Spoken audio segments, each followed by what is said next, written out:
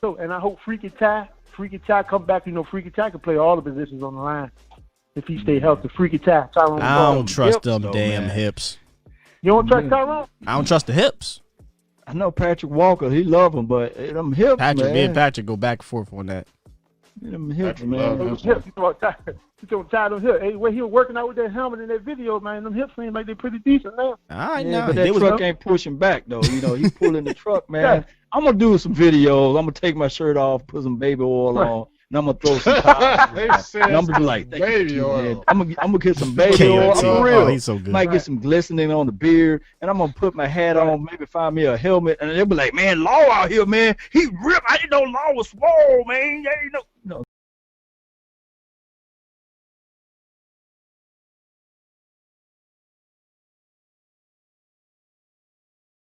Seems like I got a little snafu with the Stream Lab or what have you.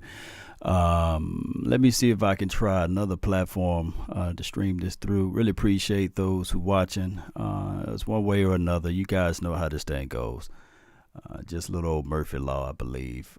Something wrong with the Stream Lab. So bear with me while we open up another application to get this thing going the best way, the right way possible.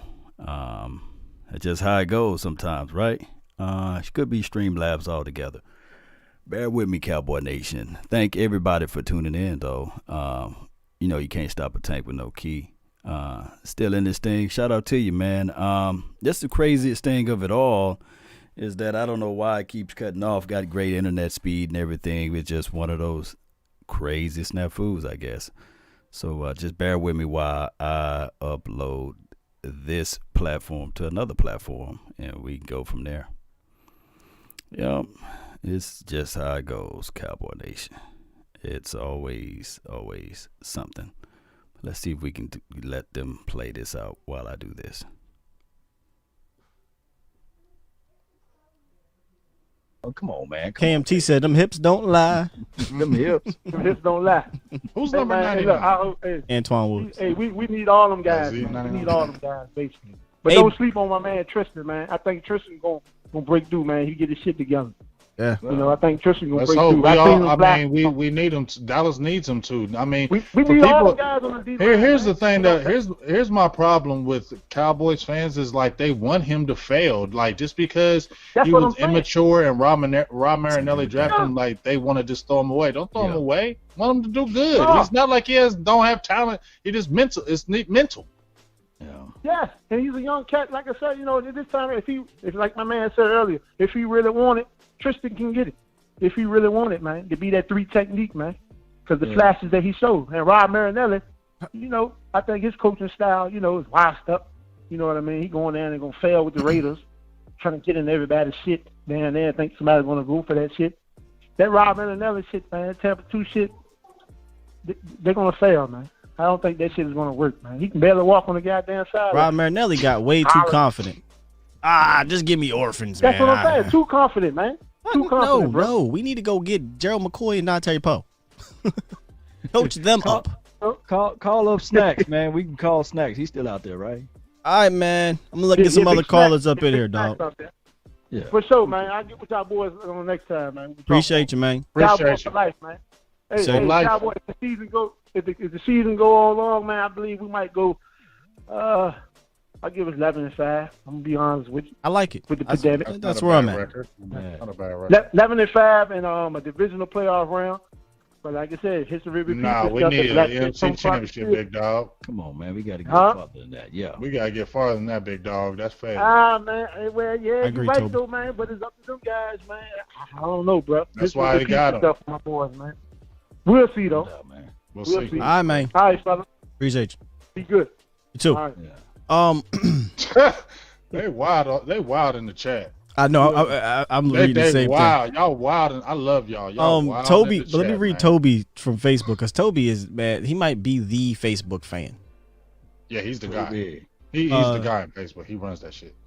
Got two of them too. The Guru, I got you. Because you mentioned something. Toby said Hill will benefit from having McCoy this year. He didn't have that last year. We talked about that on last episode. We said that there was the leadership in the defensive tackle room wasn't really there. And you had pointed out Tyron Crawford being that vocal leader on the line. And I do think McCoy is going to make a big difference, which is the reason why, Tyron with the leadership crap, I shouldn't say crap, with the leadership thing is expendable. I think we got a leader in McCoy. So if you can go get a better, more talented player that's healthy, then go do it. Happening. But right, it ain't happening. And then the other one was, I think the guru said, this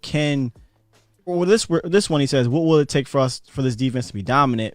Which is kind of a question spin off of what he said earlier. He said, can Mike Nolan make this defense dominant? So do you think he can? And what will it take for the defense to be dominant? And then after that, we'll get into 757-214 and a couple others. Yeah.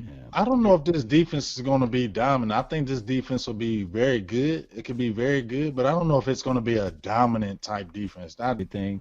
If you like what the Saints did last year with their front and their linebacker play, I think that you can see some similarities with this particular team. And just for example, scheme-wise, can help our team, just like what we said, I think, other episode with the 49ers. It's not that Mostert and all of those boys that was running the ball is any better than Ezekiel Elliott and Tony Pollard, but it was the scheme. So that's coaching. So I think that what Tom Sula, George Edwards, and Mike Nolan is going to do is establish something and scheme. The Tampa 2, what we did in the cover 3, what have you, it was nothing extraordinary, right? We didn't do a lot of blitzing. We just played it safe, and we just try to say, hey, we do what we do best, basically. It was vanilla as all get out. So I think that now we have scheme, and we have coaches that will put people in the right places. I'll tell you what it's going to take for this defense to be dominant. I'm showing you it right here. Two things. Our run defense being aided by the defensive tackles. That's number one. If the DTs can keep those linebackers clean, or linebackers or stay healthy, they can get back to the 2018 form. But to be dominant, you need a right defensive end or outside linebacker to be a wreck, to wreak havoc some way, shape, or form. And if Aldon Smith, I keep saying it, if he gets to 70%, 80% of what he was, teams are going to have trouble blocking this defensive line. They are, because McCoy and Poe still got it. I'm not worried about them. I'm not worried about DeMarcus Lawrence. Okay? Opposite of D-Law, we really kind of need, as it is right now, we need Aldon Smith to get it and get it fast. Because I don't trust anybody opposite of him to be a consistent enforcer, a consistent pass rusher, because we don't. Let's be honest. Ain't no Jelks, ain't no Jackson, ain't no Armstrong, ain't no Anai. Those guys you cannot really count on to be those consistent guys to be a force. We know Aldon Smith can be a force. We may now need him to be a force since they refuse to go get Everson Griffin. And I don't believe Tyron Crawford is a force. I believe he's a solid player. So if we're going to have a dominant defense, then we need that front to be dominant. And I think the only way it can be dominant is if we have somebody oppo DeMarcus Lawrence that comes to play, like we're seeing Aldon Smith come to play. That answer your question, the Guru? Roger said, prove me wrong, Aldon. Hey, a lot of people are saying that. Jay Farm said, the defense was named elite after the 2018 Saints game. Jay, you on the same? See, look, I like this one. What fans fail to understand is Dallas defense was a deciding factor in 2009 and 2014 as well. The 2009 defense was ranked second, though. Yeah, the 2009 defense was actually really a top-ranked defense. I don't understand why people ran with this moniker in 2018. Now, we had some elite defense. We did not. We really did not. We shut down the Saints, and people ran with that shit. I'm like, yo, in order to be an elite defense, I said this before in one of our shows, you have to do two things. You have to take the ball away, and you have to sack the damn quarterback. Where were we in 2018 in taking the ball away and sacking the quarterback? The bottom of the league. So miss me with being dominant because we were top 10 in yards per game. Okay, that means nothing to me. Miss me because we gave up 19, 20 points per game. Okay, that's cool and all, but when you lose 20 to 18, it don't matter. What game besides the Saints game against a top opponent as a defense won? That is the important. That to me, you're dominant. If you can win a bunch of games or multiple games where you're stopping the Chiefs the Saints, the Ravens, the Niners, and you holding them to under 20, under 17, under 16 points, you going to win that game? You dominant. I ain't seen it. I ain't seen the defense win a game besides the Saints. I'm just like win a game against a top team. Could be wrong. I'll go back and fact check. People got to add into it the time of possession. When we ran the ball and keep away, playing coy with the ball, I think that boosted the defensive numbers up as the points allowed or whatever. Well, yards allowed. So yeah, you're right, Sky. For all of these years, we didn't really have a defense that was stingy. Well, it was kind of stingy, but they weren't taking the ball away. Yeah, well, stingy in the sense, yeah, of taking the ball away, yeah. Yeah, they weren't taking the ball away. Somebody, what was the question? He said, Scott, you worried about the secondary? One of y'all said we have no standout Pro Bowlers. Don't dominant defense have stud secondaries? Not all the time. Yes, a stud secondary helps. But if we have, like I said, a dominant front seven, we all agree on this. You don't necessarily have to have a dominant secondary. Can't nobody name me the other guy that played the opposite side of Richard Sherman last year. And Richard Sherman was pretty much a shell of him. Oh, their secondary was not some Pro Bowls. They had solid young guys, but the Niners said, you're right. So the guru says it right here. He says the only dominant defense without a stud secondary was 85 Bears. I mean, if you go back and look at the Niners, would you consider that some all-world secondary? Yeah. What, last year's Niners? Yeah, last year's Niners. Who's the guy played opposite side? It was that front seven. And even Richard Sherman, I mean, he's not he got Richard toasted Sherman. in the Super Bowl. He's not Richard Sherman, but when you got that front seven, it makes your corners look good. You always want to have – you can have the most dominant corners ever, but if your front can't get any pressure, they're getting the ball caught on them. Back to Mundo. All right, man, we're going to get a few more in here. I apologize if we do not get a chance to get to you guys in the calls. The lines is long. Just be real. I don't know if we're going to get on. I like how he said that. He said the lines are long. It's long. For real. Yeah. 757, what it is, what it do? Yo, it's Dak Attack. Dak Attack. You got back in again. Yo. Get in here. What's up, man? Man, I just want to give my shout-outs out first. Didn't see your name here earlier, so I don't know if he's in here now, but what's going on with your Uncle Charlie? And Bacho Lombardi, what's going on with you? What I want to bring to the table is this Dougie P getting caught with the COVID. How does that benefit us? And when I mean benefit is like, does that help bridge the gap between us having the new coaching staff and them losing their head coach for just, the couple of weeks or whatever? Interesting question. I would say no, because Deuce Staley is taking over the reins right now, and Deuce Staley's been there forever. Yeah. And if anything, it benefits the Eagles, believe it or not, because from my understanding of the virus, I know that they got different strands out there. But if he already got it or contracted it, what have you, 9 times out of 10, he may not show up on it again, So it could be a situation that they can go into this season without worrying about the head coach getting that COVID. Word. That's my take. What about you, James? Our take, I mean. Already, man, my take is the bridge was already closed when we got McCarthy. The bridge already closed. The gap closed instantly once we got McCarthy. Yeah. So there you go, right there. There you go. I totally didn't answer that man's question about the bridge, but yeah, I feel you what you said, James. Yeah, it closed. Yeah. Interesting. That's a good question. Yeah. All right, well, my last thing before I get up out of here, I need to hear it one time from Big Game James that Josh Normal. Said Josh Normal. Yeah, man. Hey, y'all need to incorporate that into your soundboard or somehow. I wish you was still playing with the Redskins so I could clown him.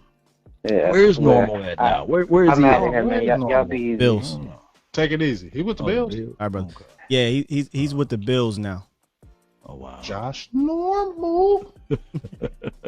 Man, shout out to the Cowboys hotline, man. Brought to you and powered by the Cowboys Network, man. Sosa the building. Make sure y'all go check him out on all platforms. Cowboys Network was on Twitter, Facebook, and Instagram. Probably gonna be on Black Planet, Farmers Meet. His pictures, man. His pictures is ridiculous, dog. Yeah. His pictures be ridiculous. Yeah, check them out, clean. man. They be clean and crispy. Crispy. Brandon Like said, "You know you on top when you got fans from other divisions in our chat." You know what I find so interesting about that? I'd never venture into a Eagles chat. Never, and won't do it. I don't even see the point. Why? I don't want to even troll y'all for what? For what? You know. Because I suck at trolling. I'm gonna be honest. Listen, Scott, you got to go back to Michael Irvin when he said this a few years ago. He said, the Dallas Cowboys, he said, we're America's team because whether you love us or hate us, you're going to turn in and tune in to see them Cowboys. It's just the truth. Yeah. And people love to hear what's going on with the Cowboys. But plus, not patting ourselves on the back. We got a dope ass show. Why wouldn't you if you was a opposing team wouldn't be in this motherfucker? Talking some real stuff over We talk real stuff over here. And we let you come in and we talk with you. Like we kick it with you, you know what I'm saying? And that's why I think a lot of other teams, they naturally think Cowboys fans are this certain way. But then when they come in like in the feet of ours and they actually see real knowledge being spit and we're not those Cowboys fans that will, we're going to win every game. They always have that interpretation of Cowboys fans, and once they get in here and actually see we talking real shit, then they don't want to leave the feed. Right. You know what I'm saying? Because then they want to talk football. That's a great point, because if you come into this Cowboys YouTube community, I mean, the list is long and lengthy, we all know. If you come into the Cowboys YouTube community, you'll see, they're not what we're portrayed to be out there for the most part. I mean, I can't really think of any one of our channels where we're just this happy-go-lucky, we're going to win this. I hate that. Y'all, every year, y'all talk about y'all going to win. Who the hell is saying that? Right. Please, point. Oh, is it Skip? Is that who y'all listen to? Skip. Right. Stop listening. Stop. I'm not trying to sit here and say we are better than whatever, right? I will let y'all determine that. But what I will confidently say is that we are going to give you guys what they are not. And they means whatever the hell network you want to say. So you may be into that type of drama. You may be into that. If that's what you're into and this ain't it, we ain't for you. But if you want to come get the real, if you want to come hear about the real battles, to hear about the real drama, not this manufactured crap. If you want to hear the real, you need to get and connect with the Cowboys YouTube community. That's all I'm going to say. No doubt, man. It's good stuff right here. Real deal. Shout out to Alex King. Look, as soon as we say it, Bird Gang checking in, very dope show with the donation. Appreciate you, Alex. I appreciate you, big dog. Hey, I forgot J. Lou went to his old college. What is that, 26 now? Because I seen Ha Dix with his 27. Yeah. J. Lou switched up. He went back to his 26. Right? Yeah. Let's see if we got one of our resident callers in here, and we'll see here. 910, AKA, is that you? Nine down. What's up, brothers? What's up, bro? Yeah, I got it. Brother talking about Tony Romo. It just lit a fire under me. The last 6 years of Tony Romo's career, he won 40 games. Dak Prescott, rookie deal Dak, wins 40 games. He said we had an elite defense. Since 2007, we only had three Pro Bowl defensive backs. Just because we have a Hall of Famer by the name of DeMarcus Ware who could wreck shit on third down, don't mean that we had an elite defense. We had an elite defensive coach in Wade Phillips, and we had a Hall of Famer player. But the rest of it was filth. Dak Prescott, rookie deal Dak Prescott, 40 games. Prime Romo, last 6 years of his career, 40 games. And don't act like Romo did not lose the last game of the season for us to get in the playoffs to our three biggest rivals. And don't forget Romo lost too. Matt Flynn at home. So let's talk about coaching. Our coach is Mike McCarthy. Started in Pittsburgh. Even though this guy has an offensive mind, he keeps trilled defensive minds around him. Came under Bill Cowher. Go to Kansas City. Marty Schottenheimer. Don Capers. That's why when I look at our team, coaching is the most important thing. Because we have a Tom Sula. He been to the Super Bowl. George Edwards, thorough with his game. Al Harris, proven winner, proven technical cornerback. And Mike McCarthy, he has the ring. The thing we chasing, he already got one. But the most sweetest one is the second one. That first one, it catch you on surprise. So he wants that second one. He has the pedigree. But for Cowboy fans, stop with Romo. We had 3 good seasons with Romo. The rest of the time, he was on a stretcher, with his plain clothes on, or with a distraction, a R&B singer, not R&B singer, country singer. He got some girlfriend that don't shoot on the camera on 10 times a game. But I didn't trust Romo after Cabo. I didn't trust Romo after Cabo, and that's real. But my quarterback, Dak Prescott, 40 games in 4 years, 40 games with Jason Garrett. But and I just broke it down. Mike McCarthy gonna take this young man to new heights. Everything's gonna open up because it's going to be a cohesive unit. Because everybody says Rob Marinelli, Tampa 2, Tampa Bay, Chicago Bears. Don't y'all realize Rob Marinelli went 0-16 Facts. with them Detroit Lions? He was the coach of the 0-16 Lions. So don't act like that Prescott had elite coaching out here. Don't act like he had elite coach. Ready to go off. But he has it now. And that's my time, Cowboy Nation. Don't come for the crown, but don't come for Dak. We got his back. Peace. Damn, not dogs. Goddamn. See, Poetic with it, man. Justice at that. I need to cut that up. Man, 9 dimes. I need to cut that up. Nine It was Dimes just sound a like lot in there. 9 Dimes sound like a gangster. Facts, bro. I feel like he was here before back in the... I feel like he got black glasses on when he talk. Right. He just got to shut up and listen to him. I feel like 9 Dimes like 9 Dimes. With a cigar and You feel me? Yeah. You know who this is. This You 9 know. Dimes. Yeah, with a glass of Black Kabasi. glasses. Yeah, it was good cold glass. Maybe one ice cube in there. One ice. Yeah. Maybe I mean, one ice cube. let me turn y'all back up. I mean, he just kept it real on so many levels, and I'm gonna keep it a big. I defended Tony Romo a lot back then because people were trying to say Tony sucked, and that's not what 9 Dime is saying. He wasn't saying Tony sucked.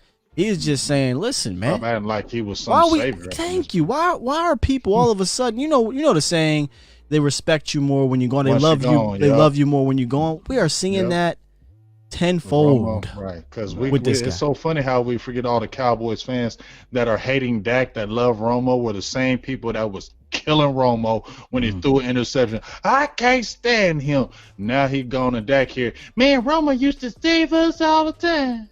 They did say it all the time. You know what really getting on my nerve though? Just to keep it 100 with all of y'all, is these Cowboy fans that want Aaron Rodgers, man. You got people feeding this though. You got some. Yeah, you got some of our own out there feeding this. Which throwing it out there, playing it. I couldn't post that. I'm sorry. I'm not playing. I'm not feeding. I'm not playing the game. Yep.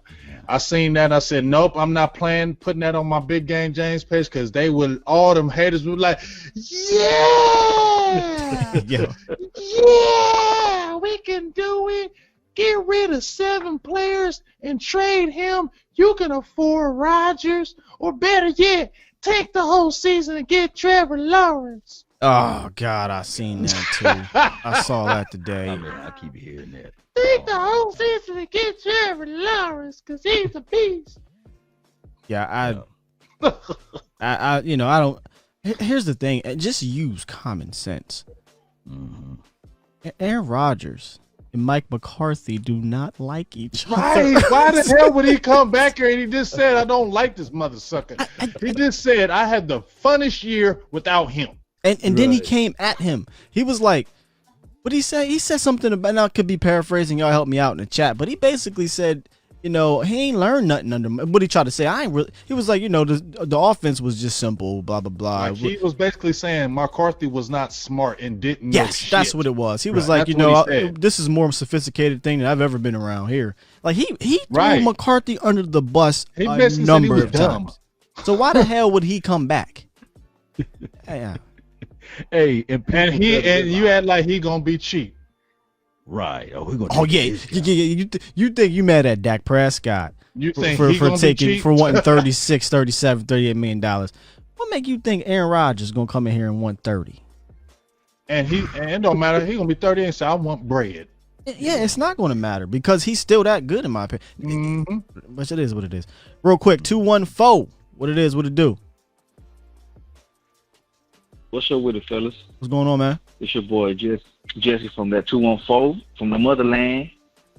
What up, Jesse? Yeah, Texas. Okay. What's up, man? Number 2, motherland. I want to talk about a little bit about that offense, man. I never heard any three of you guys cover it. Maybe I did, maybe I didn't. What y'all think about that 5 wide coming out this season, man? I'll touch that real quick. I don't know if we have the wide receivers to go 5 wide, but we can spread them out with everybody gets on me about saying this about Zeke, but if we're going to spread them out with a running back, I'm putting Tony Pollard in the game. So I would go 5 wide. I would go 5 wide with a different personnel set. I'd go with the big 3 wide receivers. Yes, Tony Pollard and Blake Jarwin. I would love to see it. Yeah. I don't know. I think Kellen Moore might pull it out his hat, man. Second year, got more tricks up his sleeve. Might be a little loose right there on the sideline. Might say, hey, let's fuck it, let's run it. They can't stop us all night. Might as well. It could be nasty because you either have to show your hand. If you go man, if they say Dak will give you the permission to take off this year, he could eat in the ground in a spread situation like that. If they play zone, that too. Yeah. If they play zone without a blitz, he's gonna have all day to pluck somebody open. Yeah, when you're talking about 5 wide and those type of things, that's shotgun, that's empty, that's continuity with your front 5 offensive line. They got to pick up blitzes and things like that. He got to pick up reads. He had to read the defense really quick. I think that if we can give him a look and convert back inside, like line up in I, and then you can rotate those guys on the outside. If you go with a 20 look, or if you go with like my dog saying over here, 11 personnel, I think that you can be more effective that way with the tight end running vertical concepts and things like that. But that is an option that we will have in certain downs in certain situations. I mean, don't be surprised if you see it in training camp, man. You got CeeDee Lamb in the slot now, man. A little quick slant, but that that yak action, he might take it to the house, man. Yeah, this ain't no offense to Cobb, but if he catch one and he got room, he don't even need that much room. He got wiggle. He hit you with and he something that's only supposed to go 15, go 60. Yeah, that's all he needs. That little space, that little crease, he gone. Absolutely right, man. Now, what about Jarwin up the seam? I agree with what Law was saying. His play. Yeah, I agree with Law was saying. More 11 personnel, use him in line so you can not be as predictable and attack all parts of the field that way. Yeah. Sure. Send him up that seam and have somebody come right underneath him. Right. CeeDee Lamb. At that Saints game, you'll see that's how we scored that touchdown. They never went back to don't get me started. Yeah. They lined Jarwin inside. He took a vertical route. And everybody was trying to roll coverage towards the Cooper side, and that was wide open the entire game. It was kind of crazy that they didn't just utilize the middle of that field and exploit the Saints. All right, now let me talk about a little bit of defense. You think we'll blitz more this season? Yeah. I remember Law saying every time we blitzed last season, we got to the quarterback or we got to the running back. It was a tackle for loss. You think Mike Nolan and them boys will implement that more, man, and blitz off the edge or linebacker blitz? Yeah, I think you'll definitely see a lot more exotic blitzes too. Like we were the most basic ass blitzing team under Rob Marinelli. It was always Ram, Sean Lee up the middle. You knew where the blitz was coming. Yeah, bring the cornerback out the slot, or have Jalen Smith run a game with the defensive line. It really was. When you had Mr. Trubisky after looking like Aaron Rodgers, yeah, that was nasty, man. That was horrible. That was terrible. Ain't lying, man. All right, brother. Terrible, man. All right, man. Appreciate your time, bro. Thank you. Appreciate you. Yes, indeed. 214. All right, we're gonna get 561. This might be. I don't think we've ever had 561. 561. You're gonna be the last call on the line. I apologize for everyone else, but we got to get the show moving along here. We've been rocking about 2.5 hours. This show has been reading brains because he's getting a text. I already know I was about to get cussed out. I already know I'm about to get cussed out. See, I'm so.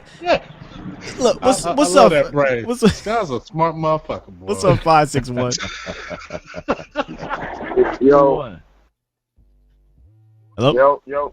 Y'all can hear me? Yes, sir. Yup. You're live. Yo, what's happening, gentlemen, man? It's Jake the Great, man. Jake the Great. Mm-hmm. Yeah, man. What's happening with y'all, man? Before y'all guys go ahead, wrote down a couple things, man. Hopefully, you know what I'm saying, y'all can hear me good. First thing I wrote down, I hope Cowboy Nation just let Romo retire, man. Just like, you know, it's just too many heartbreaks, man. Like, the man got 0 Super Bowl rings. That's, at the end of the day, that's all that matters. Just let the man do his John Madden stuff. And we riding the Dak train right now, man. You want to go be with Tony Romo, go watch some highlights and stuff, man. And number 2, I noticed that what's his name? The fullback that opted out for the season. Oh yeah, we didn't even touch on that. New fullback. You know what I'm saying? But I was looking at his highlights and I ain't even see the brother blocking out one time. You know, like we got Pollard. You know, like, you know what I'm saying? You want to be a fullback? Are you gonna block? Like, can I see your block? You talking about the rookie? You know? Yeah, see-woo. Yeah, he's a big dude. He played running back a lot. I'm watching this. Yeah, that's what it looked like. Cause I'm watching his highlight. I'm like, this dude is phenomenal. You got to go check out Bosch's breakdown. Bosch got a good breakdown on him. Nobody gonna put out no highlight block. Yeah, they're not gonna show his blocking. Go check out Bosch's tape. He's got some good tape on him and shows a lot more of his blocking. And he's a big dude. He's like 6'3", like 250 something. He's a big boy.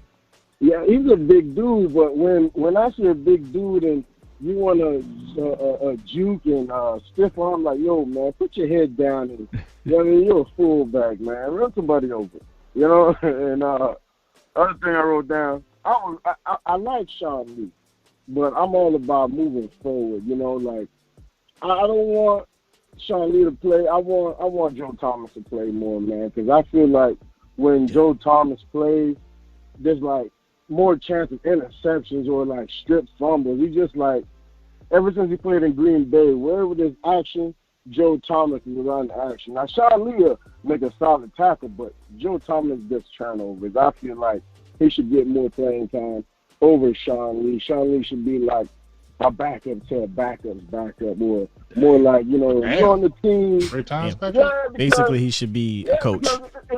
Pretty much, you need to retire. It's like this, man. Eventually, we got to start treating Sean Lee like Miles Austin, you know, because his hamstrings made out of glass. Like, what we're going to do, we're going to hold on to hope that he doesn't get hurt. Well, he played 16 games this year, though. Yeah. This is his first year he played 16 games. By playing on the bench. Now, true story. Now, he'll play, you know, now let Joe Thomas play more. And one more thing. Like, Cowboy Nation, man, like, when there's change, you got to accept the change, man. Like, I'd rather take Greg the Leg than what's the other kicker, man? Because we got to realize why he had Forbath, because he was on the couch to begin with, because he kept missing all those kicks in New England. You know what I mean? So he had no job. And then he came to Dallas, made some kicks, and now we're like, oh, we should take Forbath. No, let him go, man. We're going to take Greg the Leg. And one more thing, Law. Man, I love the names that you be coming up with, man. Like Jordan Hip Pocket Lewis. You know what I mean? Anthony Get Down Brown. You know, my favorite one is Antoine Barbecue Woods. You know, I hope he's listening. Oh yeah, and last thing before I let y'all go, how many touchdowns you think? A lot of last things. Dante, I know, man. Wait. Hey, y'all had me waiting. I wrote down He said, "You sound like a pastor." And in closing, You know how to get on you. You know how to get on you. It's all good, though. Yeah. Hey, Don Terry Pope, how many touchdowns do you think he's going to get this year? He's been doing his thing now, and that's all I got. That was the last thing. Y'all boys do. Love you, man. Love you, man. All right, man. Shit, man, that was a lot. Shoot, I was starting to write it down. Okay, fullbacks. Okay. Wait a minute. Yeah, Now. he did great stuff, man. Yeah, let me go real quick. The fullback thing, I'm not gonna miss the ball, Jameez, at all. But I didn't take a look at my man blocking. He's right. I rarely saw a bunch of blocking highlights, but Vach did a good breakdown. You said about checking that out, right, James? Mm-hmm. Had a good breakdown on him. And it's going to show a lot what you want to see, and because he does have blocking tape, but just like Law said, when you make a highlight video, you're not going to see those other things. You're going to see the thing that highlights him for you to be excited. They're not going to show a bunch of blocking. Just not going to do it. Yeah. What Toby said. In closing, 3 hours later. I'm telling you, he was doing the straight pastor. Pastor Jake. So That's the Pastor Jake. So the kicker situation, a lot of people got real in their bag over this, and I could not Because they made understand 10 for why. 10. That's why, Scott, you know it. So, my opinion on it is, once they signed, what's my man's name? Greg Gillette. Greg Zuerlein, the 3-year deal. It was over. I'm like, what kicker competition, fam? Yeah, They it's literally signed a kicker after signing the kicker, and that kicker got a longer deal than the other one. And his special teams coach is here that he had his whole career. Right. I respect that It's more. like you got a sponsor. Scott. Go ahead. Yeah, I respect that more though. Respect. I mean, like I respect the fact that they just went on ahead and say, okay, let's pull the Band-Aid off. Yeah, let's not play the game. Let's not. Hey. We've seen the game play with Garrett. with Jason Witten. Exactly, but we saw McIntyre, McElroy, and all of those other tight ends out there. Me and Big Game James out there say, hey, number 84 looking good. The cat you out there, looking James? good. That vet from last year, James, we like. They cut him. Lucas. Yes, he was playing good as hell, and they cut his ass. I said, okay, yeah, same bullshit. Yeah, I'd rather for them to just go cut him right off the jump, Well, and if Garrett was still here doing that, they probably would have played the little two field goal footsies. Yeah. So he would have probably never got Greg Zuerlein if. what did Bootang Think say? think about this though. Like If our Garrett guy. was here, we wouldn't. We probably still had the same team. Here's the thing about it, though. Christian Covington. I think. You feel me? Gio heard Stevie said, "I would not be surprised if the Giants signed Kai Forbat." I mean, for real. Yeah. Here's the thing, though. I think because of the COVID situation where they had to cut down the rosters from 90 to 80, they probably looked at that situation like, Makes more sense. seriously, why would we carry two kickers when we pretty much know what we're going to rock with Kai or we're going to rock with Greg? I want to carry this extra tackle or this extra corner or this extra wide receiver because I think they could have a better impact, give me a chance to see what they look like than a second kicker, a camp leg, basically. When really there is no camp or preseason to really go on. And Jay's in his closing, he said, "I'm gonna give Big Game James one more time to disrespect Dirty Red." And I ain't never seen somebody go so hard for Jason Garrett. Besides Jay, Jerry I'm Jones. sorry, big dog, but I'm gonna disrespect him every time. I ain't trying to disrespect him, but come on, bro. We knew it. Did you really, really, really believe when you hired Jason Garrett, when they hired Jason Garrett, he was gonna take the Dallas Cowboys to a Super Bowl, dog? You really believe that, Jay? You really believe that, bro?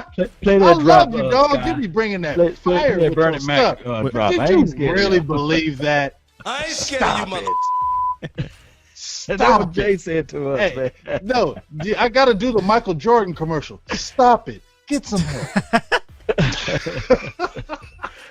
Hey, James. This is what I will say about Jason Garrett. I'm This is not what I saying wish I shit. could say. You know, Law always do that too. Law, I love you, Law, because you always bring the other He side. come back, This is what love I the other will side. say about JG. Go ahead. If, and this is the operative word, if they would have signed Jason Garrett as their head coach and then make Wade Phillips the defensive coordinator. Coordinator. I think that would have been this would have been a different type of storyline, right? No. I'm talking about from the start. From the start. Here's why. It would have been a whole different storyline. No. The same problems still occur. He's an inexperienced coach coaching an experienced good team. What the Rams did with Wade Phillips, you know? But here's my problem. I don't want to go down this damn hole. Won a play. Have you know Wade Phillips never won a playoff game as a head coach? Let me tell you what Jason Garrett did. He went from being the backup quarterback with the New York Giants to the following year being the offensive coordinator with the Miami Dolphins. No, he wasn't even an offensive coordinator. I'm sorry, he was the quarterback's coach. Quarterback's coach with the offensive coordinator. And then the next year basically being the goddamn head coach with the Cowboys in waiting. And then, not just that, Sky, when Bill Callahan was running that offense, they said, "No, what? You got to give it to Garrett." Well, I would defend that. Bill Callahan, I did not like his play calling. You didn't like his play calling? No. But I like Bill Callahan's coaching philosophy. I like Bill Callahan as the offensive line coach. Yeah, I like that. I like that grind action, he was doing with those guys. But go ahead. Oh no, we could go on about JG. Y'all know how we get here. Oh yeah, another episode. Exactly. The JG episode coming up next. Facts. How you doing, guys? I hope we tackled everything that Jake the Great talked about in there. Sorry if we didn't, Jake. But man, listen, man, it's been an awesome show. The chat's been booming. If you guys haven't, man, make sure y'all smash those like buttons for us and subscribe to the channels. Just click the little subscribe if you like what you see, right? Metro Boomin on some more. And let me give you guys the lineup for this week. Tomorrow on my channel, I'll have John Owning on to talk about offensive line. I had to bring him on. That one. I had to bring him on because he's a huge trenches guy. He's really good with the trenches, so he'll be in tomorrow. Shout out to Sin City with the $9.99 donation. He said, continue being the foundation of the family big games. Ain't nothing original without the OG. Yo, boy, Vegas. Shout out LNH. Salute. Blessed. Shout out to you, Sin City. Appreciate you, and appreciate you for being a member. You're going to love it over here. I'm just saying. And then he goes on Laws. He says, continue to be the voice of the nation, the voice Law. Your boys, Vegas. Shout out LNH. Salute. Blessed. Shout out to Sin City. But and then Thursday's gonna be another fun one, y'all. Y'all gotta check us out on these play-by-plays. Thursday, we're gonna be doing the Lakers-Rockets game live on Facebook, play-by-play. If you guys missed our game we did with the Mavericks, go back and watch it. That shit was fun. That was fun. It was deep in the group. Tell them, Sky. It was over 1,000 We had a G in Sky's feet. Get up in there. It's gonna be thick. It was and how dare you, Sky, didn't say the number one. Go ahead. You gotta say that game again. You exactly right. We're going to have the number one seeded Los Angeles 16-time champion Lakers against the Houston Rockets Thursday night.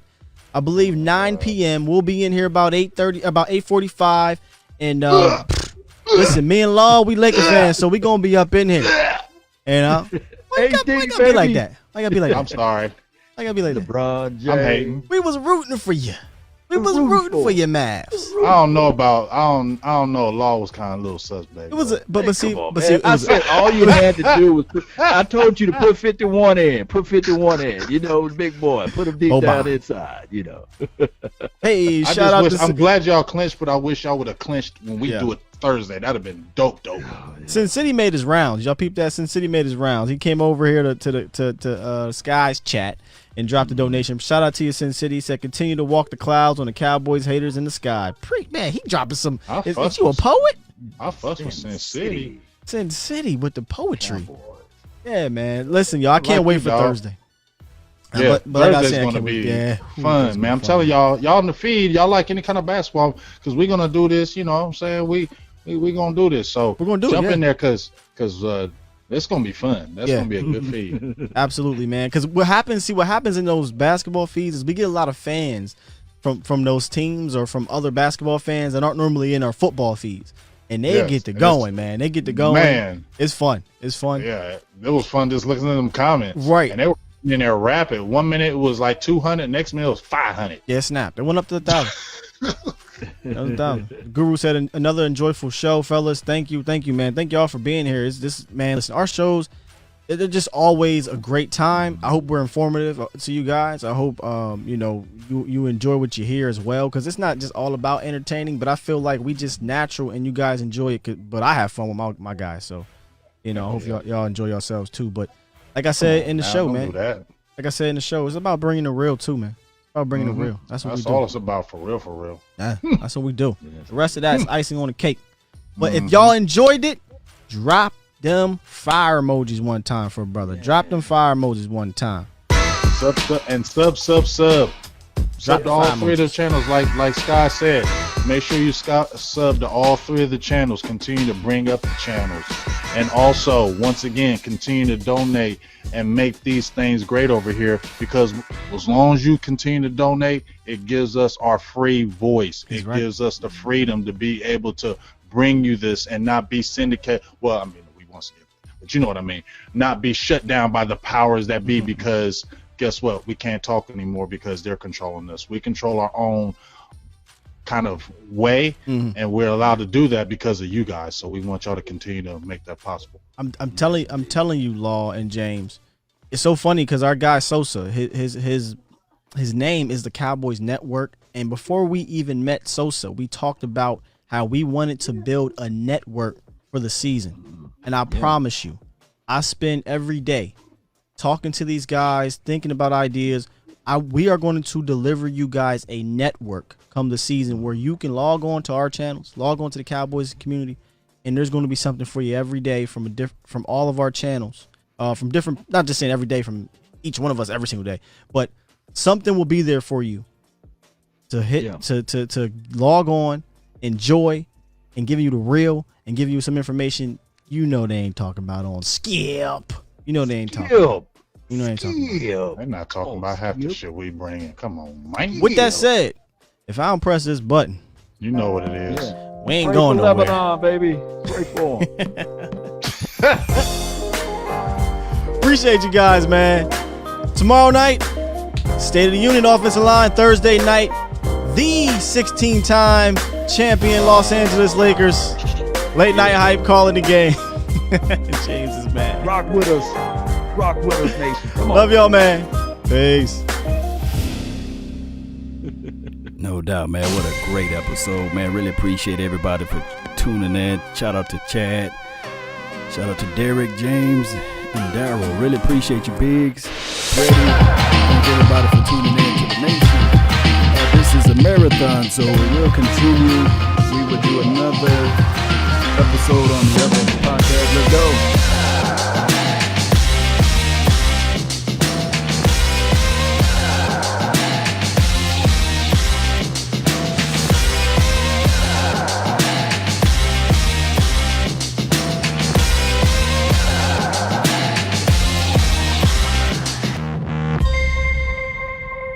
Yes, indeed. I see you over there, Fred, talking about do a play-by-play of the greatest franchise in the history, Boston Celtics. Okay, whatever, man. Shout out to my dog, Skywalker Steel, man.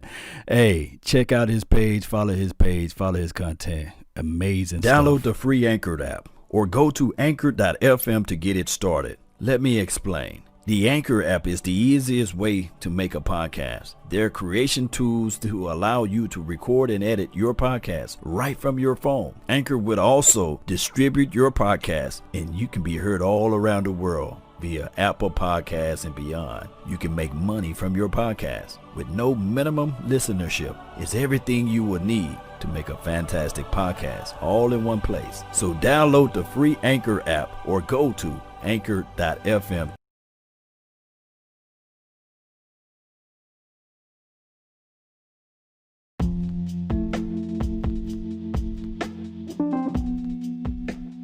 Really appreciate everybody for tuning in. My name is Law Nation, LAW Nation. Don't forget to hit that like button, share this content, let a friend, neighbor, foe know where to go when they want to tune in to Cowboy Sports Talk and beyond. In this particular episode, we're going to talk about Michael Gallup. Now, the comparisons are already out there. A lot of people saying that this could be his breakout year, kind of like Chris Godwin, I believe that's how you say his name down there in Tampa Bay. But my thing is with Michael Gallup, I think that he already came out last year. I think that if it had not been for that injury, we would have saw more of Gallup. We would have seen a better Gallup stat-wise or what have you. Now, he did get 1,000 yards or what have you in reception, 6 touchdowns. You can't sneeze at those numbers, especially in a run-first offense. Although Dak Prescott put up a lot of yards, I know a lot of people are going to qualify those yards to be garbage time, but that's a story of a different day. That myth already been pretty much unproven that Dak Prescott put up majority of those yards in the second and third quarter, but that's the story of a different day. Subject at hand is Michael Gallup. My expectations for him for this year, if there is a season, would be to actually solidify himself as a primary receiver on the opposite side. I know a lot of people gonna look at it like, whoa, wait a minute.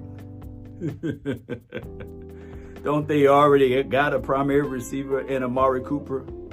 What I'm saying is that this year, Michael Gallup can be a primary receiver, primary as it relates to number 2. I think that you can have 2 of those guys on one team because the focus and the attention will be into the inside, believe it or not.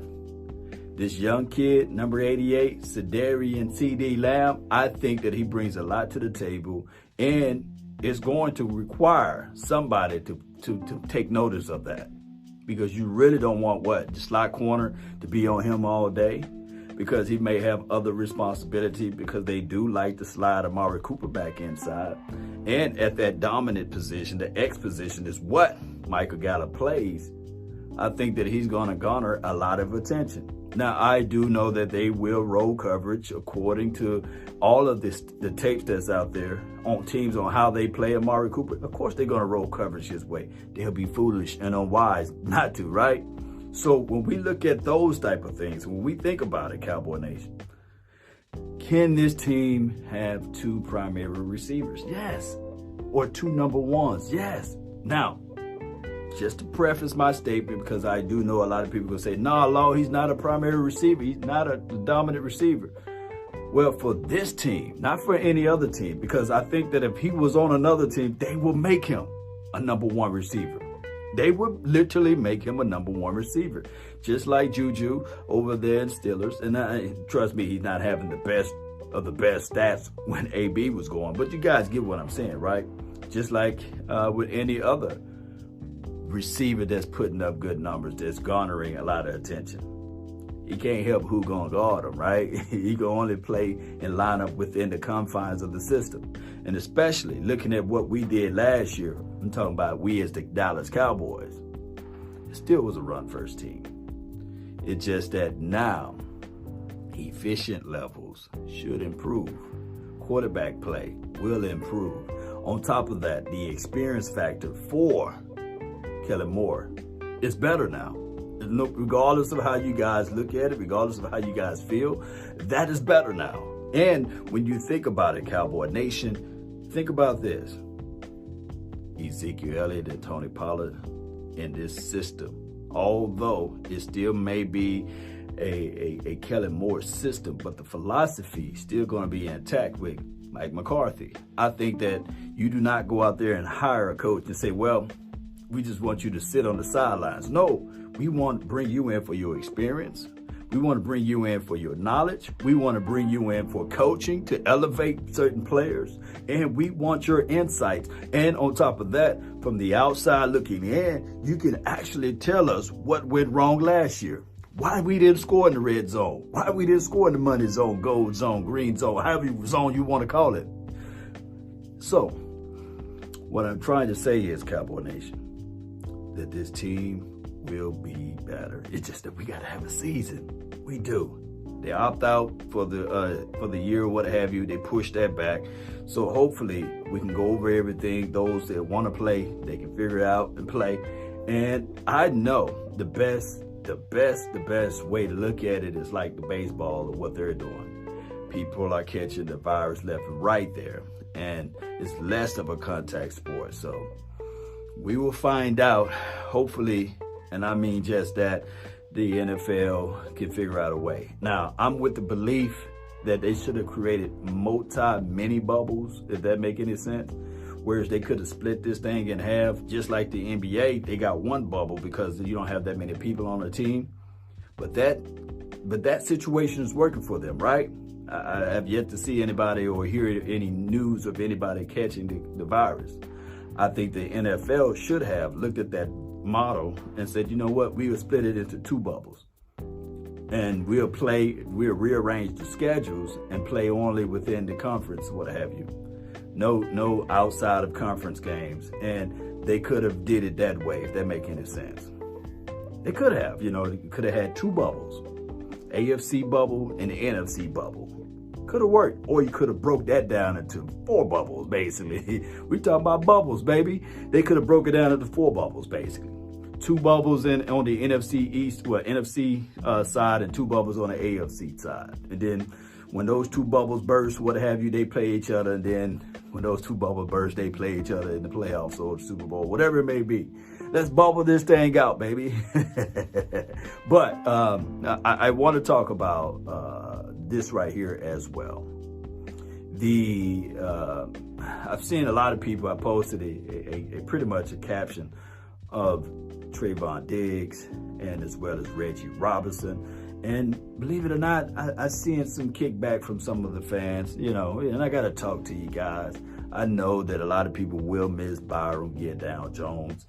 And trust me, I know a lot of people saying that they have their reservations on the defensive back side of the ball.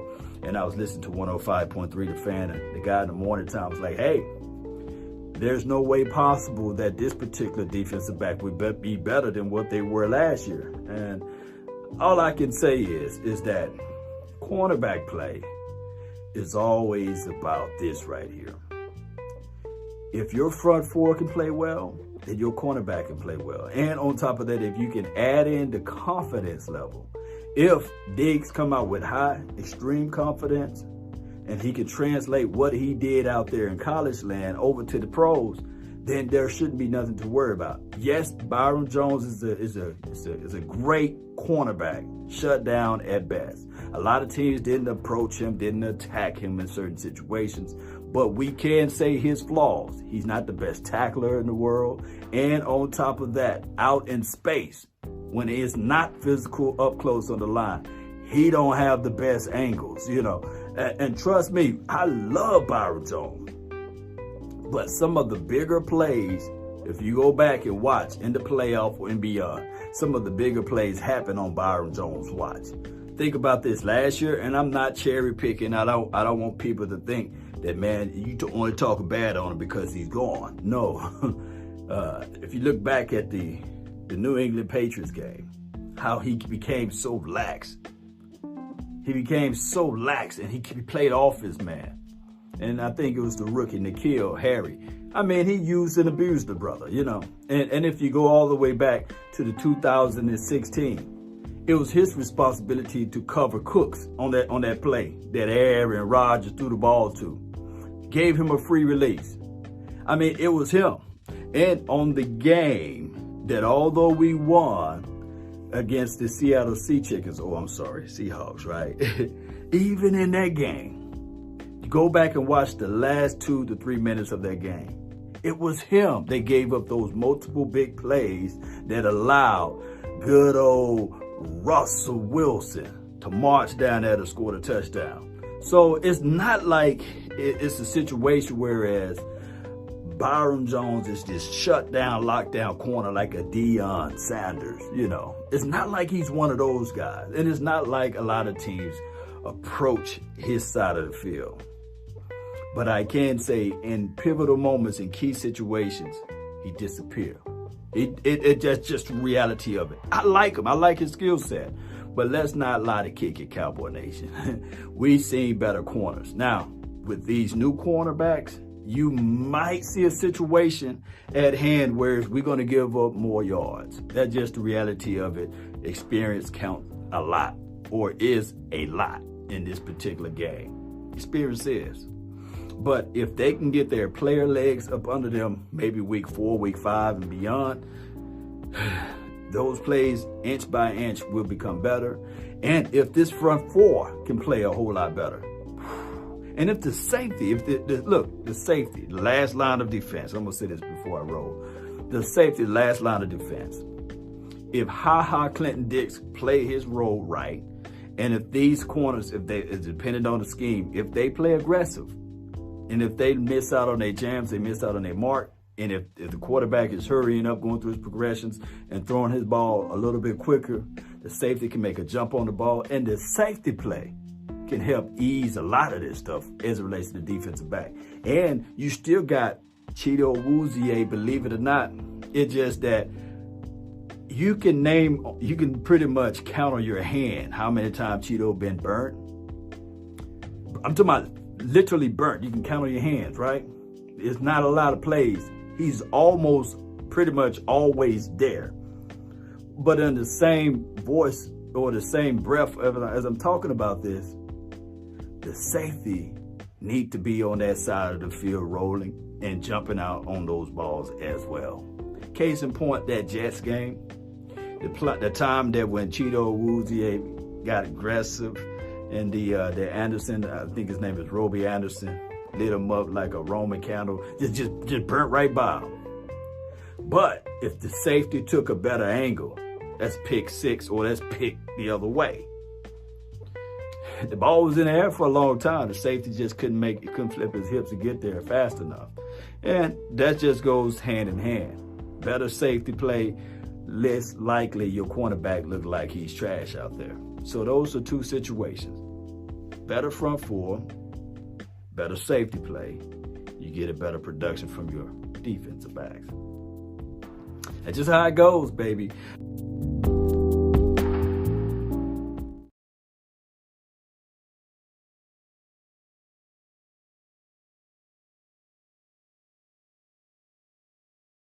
What a fantastic episode. I really appreciate you all. I think Michael Gallup will be that guy. It's just going to take time. Download the free Anchor app or go to anchor.fm to get it started. Let me explain. The Anchor app is the easiest way to make a podcast. There are creation tools to allow you to record and edit your podcast right from your phone. Anchor would also distribute your podcast, and you can be heard all around the world via Apple Podcasts and beyond. You can make money from your podcast with no minimum listenership. It's everything you will need to make a fantastic podcast all in one place. So download the free Anchor app or go to anchor.fm.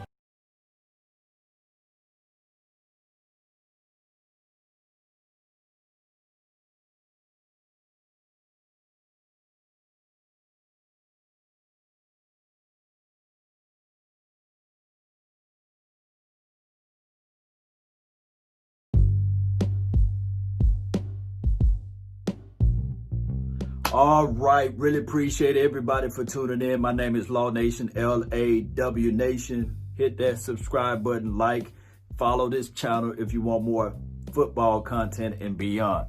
All right, so we just did the live stream of the NBA game. Shout out to everybody who participated in that situation. We got a lot of other things that we're going to do in the future. Me, Big Game James, and Scott Walker still with the new field. It's going to be fantastic. Trust me, mark my word for it. 3 things I want to talk about.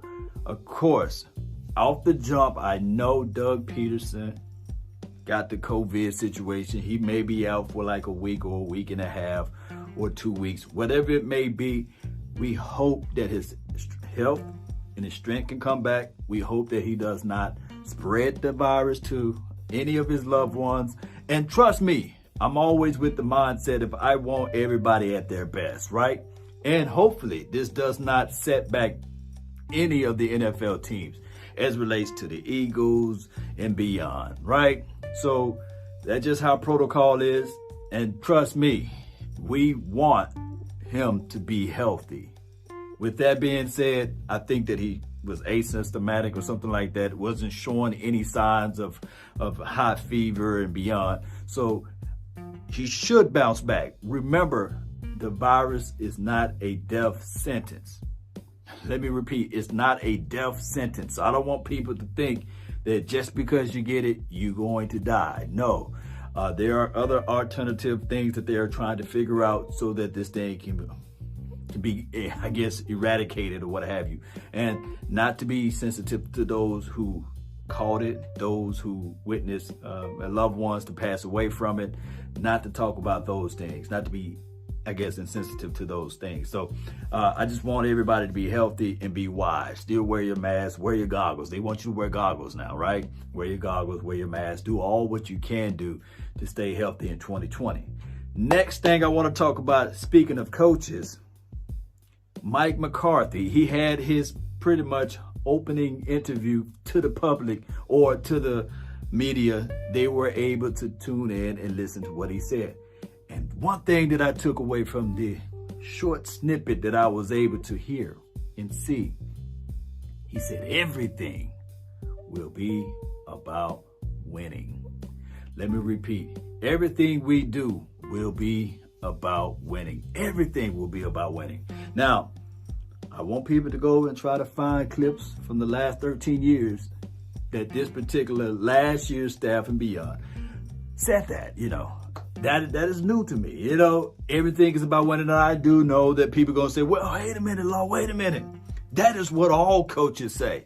Well, I like it because this is what this coach is saying, and this is what this coach is trying to tell everybody. Everything we do will be about winning. Not political, not, hey, favoritism. It's about winning. I know a lot of people are going to say, no, Law, wait a minute.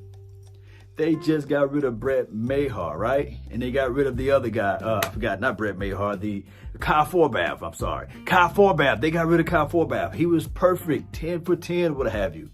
They got Greg the Leg. And trust me, when you think about it and look at everything, it was a short sample of a resume for Kyle Forbath. Although he was 10 for 10, I think that was his official record. I don't know. You guys can stat check it and all of that, or fact check it, right? Don't come from me, Facebook and YouTube and Instagram, right? Fact checks, but it is what it is.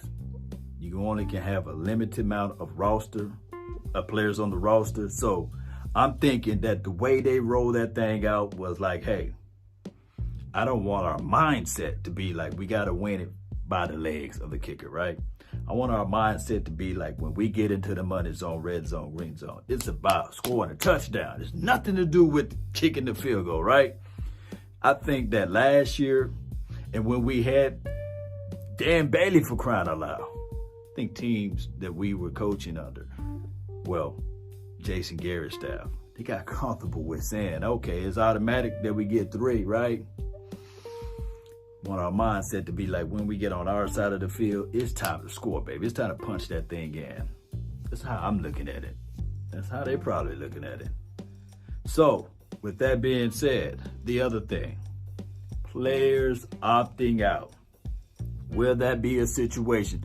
Will that be I guess we can look at it and say, is this best for the league to push it back? I guess they pushed it back for a few more days to give the players an opportunity and a chance to say, this is what I really want to do, or this is not what I want to do. Now, this is the thing.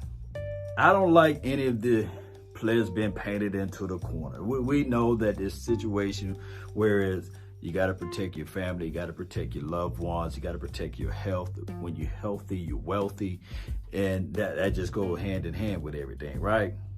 And we can't look at it and say, well, this guy, he's not macho. He's not this and he's not that because he didn't put his body on the line to play football. Now, I will say this. Just like they say, one man's trash is another man's treasure. Well, one man's missing opportunity is another man's opportunity as well.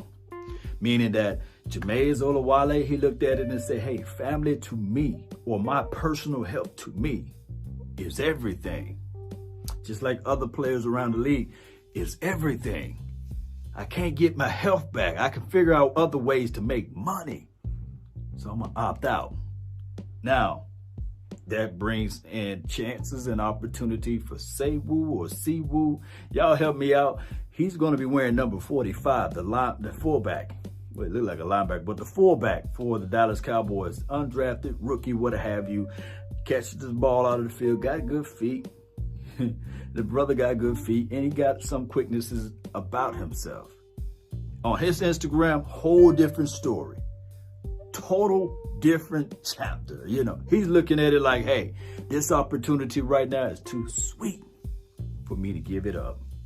And I want to take full advantage of that. Think about this. He's probably looking in his mind saying, man, I have an opportunity to share the backfield with Ezekiel Elliott, to share the backfield with Tony Pollard. And after they do their work, I can do mop-up duty. Let me repeat, I can do mop-up duty. So that is very important. That is wise, because he's looking at it like, hey, if I could just isolate myself from my family for what, 4 to 5 months, at most 6 months, I can make a lifetime money. Some people got to look at it those ways, right? Some people got to look at it like, this is the sacrifice that I'm going to give for not just me, but for my entire family. Because I can catch this virus anywhere, working at Walmart or being on the city bus or what have you. But doggone, I can't make this amount of money, doing those jobs. And that's how he may be looking at it. He may say, hey, I don't know. He could be a financial major and say, okay, I'm looking for a job. And he can probably get a job at Bank of America or something like that. And he said, man, I got to outweigh my options, basically. And I want people to say, I'm telling people right now, I do not want people to look at it, because I said that statement before. And somebody said, hey, Law, why are you always talking down on the minimum wage folks? No, I'm not talking down on them. I'm not talking bad about them. I'm just talking about the opportunity and the chances that this brother got right in front of him. And it's up to him to take advantages of those situations, basically. So with that being said, Doug Peterson, yes, he got the corona. I'm just rehashing everything that I said. They're going to put him in isolation for a few weeks or what have you, a few days, however it goes. And on top of that, the new philosophy with the Dallas Cowboys with Mike McCarthy. I love the fact that he said everything we do will be about winning. That's a valuable statement. And that's like a marker, a head, I guess a place where you can really say this, a motto or a line to live by. I love it. And trust me, trust the process is really good. You still got to trust the process. But within the confines of the Dallas Cowboys, everyone have a reason, right? Y'all know the rest. But results are what matter. Everyone have a reason, but results are what matter. Let me repeat. Everybody have a reason, but results are what matter. And we got to be about the results. And the results is winning the game. It does not matter how you win, as long as you win, baby.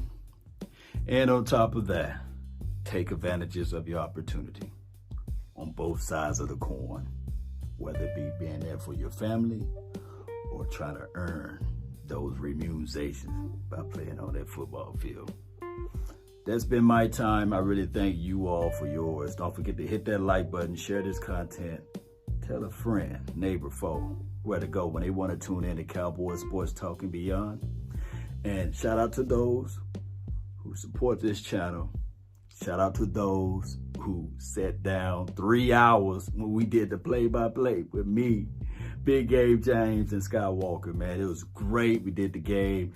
Shout out to the Mavs, although they lost, but shout out to them. And shout out to the Suns for winning, what have you. But we're going to continue to do more things like that. And honest feedback, baby. Honest feedback is all that I'm asking. Just post it down below. Post me your thoughts, good, bad, happy, or sad. That's been my time. I really thank you all for yours. And remember, you're listening to nothing but the best. Let's go.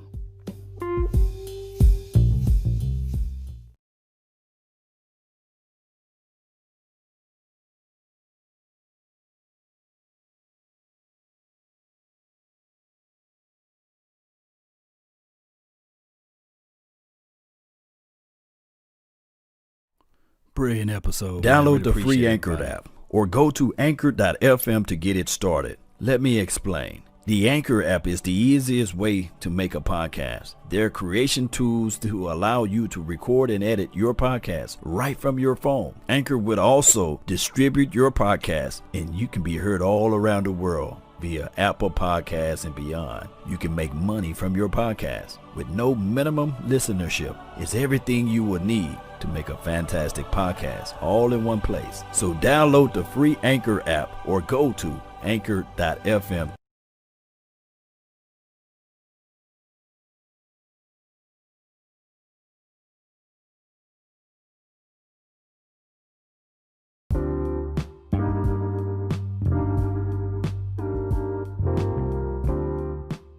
Nation, really appreciate everybody for tuning in. Want to talk about Savion Smith, right? He's a guy that pretty much contracted the COVID, and he's on the reserve list, expecting him to return 2 to 3 weeks from here. Here's the thing. Remember what I said. It's not a death sentence. Let me repeat. It's not a death sentence. But you got to be precautious with it. It's highly, highly contagious. It can spread like wildfire. So when a player so far get these type of situations, they have to go on the reserve list so they won't contaminate or expose or get someone else with that COVID. Now, he's a guy that's looking to compete.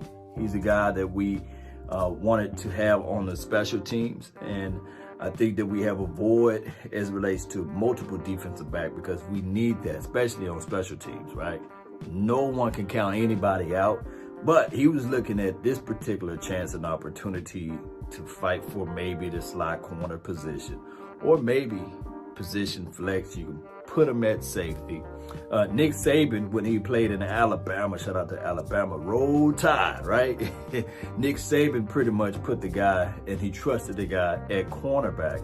So it's not like he's 1,000% trash or anything. I think that anybody given an opportunity got to be able to take it. It's just that this thing, when we start talking about it, we will have to look at it like this. Next man up, for one, and I'm not selling or denigrating Savion Smith. And I know some people are going to be like, who you talking about, man? I'm not denigrating him. But what I'm trying to say is that next man up, meaning that somebody else can get the opportunity now to get more snaps, more reps. Or it may be a situation where the Dallas Cowboys pick up the phone and start calling the other teams or finding somebody on the street to come in to compete. That's what life is all about, right? Competing. And I hope all is well, right? And I hope that the young kid do not pass this on to loved ones and family and beyond, right? We want what's best for these people that's out here playing with the silver and blue on, or in general in the NFL, collectively speaking. Now, I understand some people are really upset about, oh, Lord, they got rid of Kai Forbath. Well, here's the situation with that. Oftentimes, these coaching staff, they're not looking at it, they got 10 years, they got 5, they got 4. It's a year-to-year situation. They got to go with, and they got to fall on who they trust. Let me repeat, they got to fall on who they trust. And Bone Fossil, he's the new fish that's in the pond, and he trusts Greg Zuerlein or Greg the Leg or Legatron. Now, I do know when you look at a few of his games last year, you would say, hold on, Law. He wasn't spectacular. He missed a few kicks. He is over the hill, right? He's on his way down. And his best years were behind him. His future years, we don't know.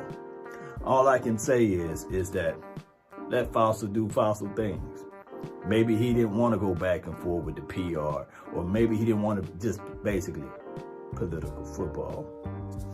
So we're going to look at it from these perspectives. Cowboy Nation, when we think about it, we finally got what we wanted with coaching, right? And we want to see competition, everybody competing. But we got to understand that this coaching staff do got their agendas too.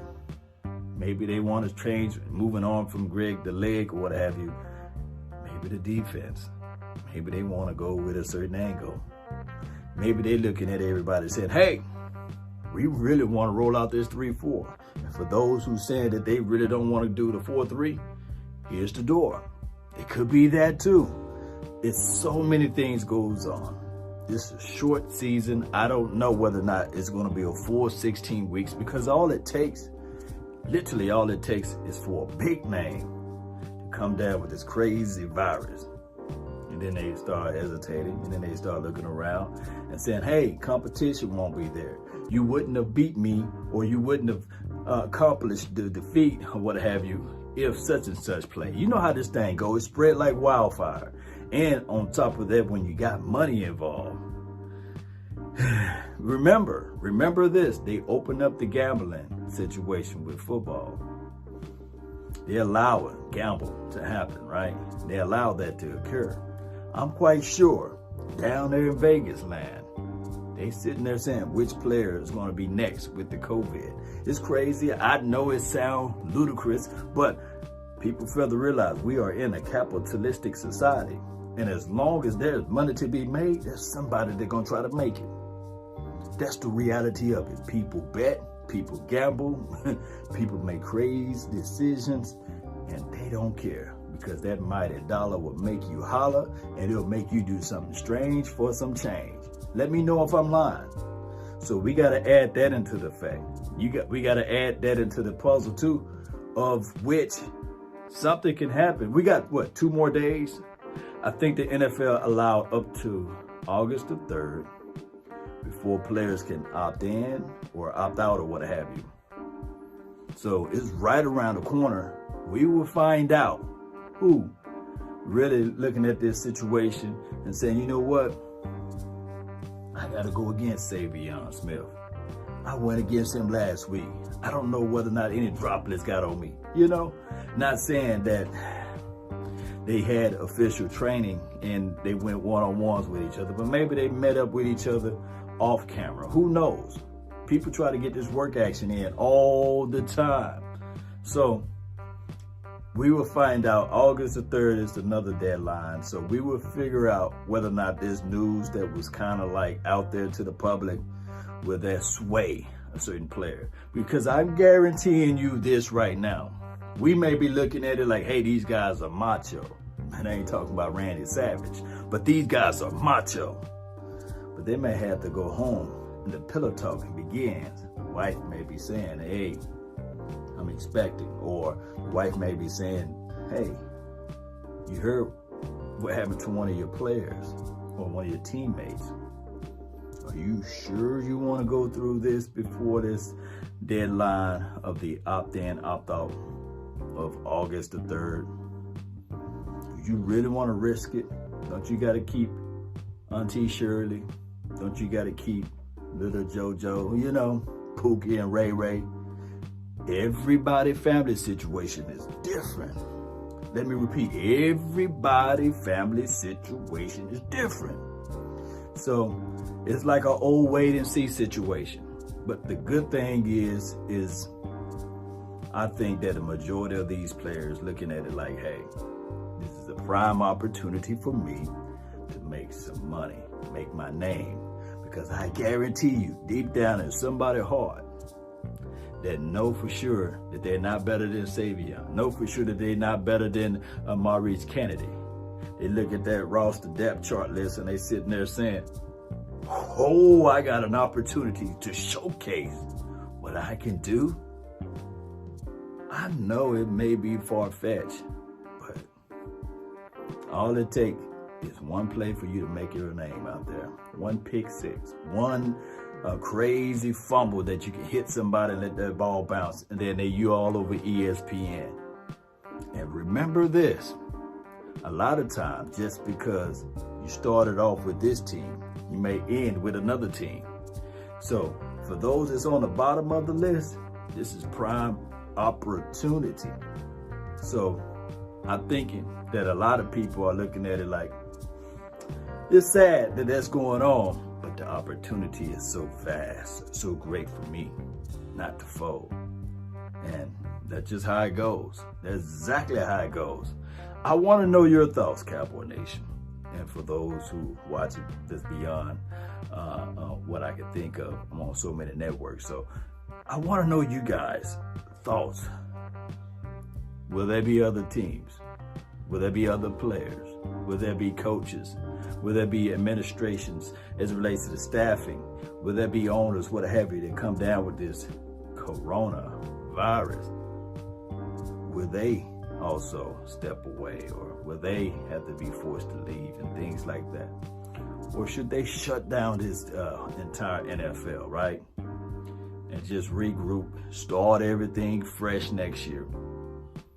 Then you have to say to yourself, what would be the drafting order? What would be the pecking order? Would it be last year's drafting order, or will it be this year's drafting order? That's what we got to figure out. I'd say, man, let's get this season going. Let's roll with it. We done already started some training camps. You know, we done already started the rookies meetings and things like that. Let's see where we can go from here.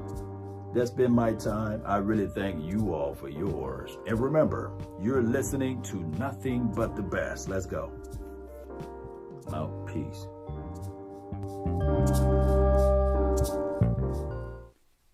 Thank everybody for watching and tuning in and subscribing to the channel, man. I really appreciate you guys for following along this marathon episode.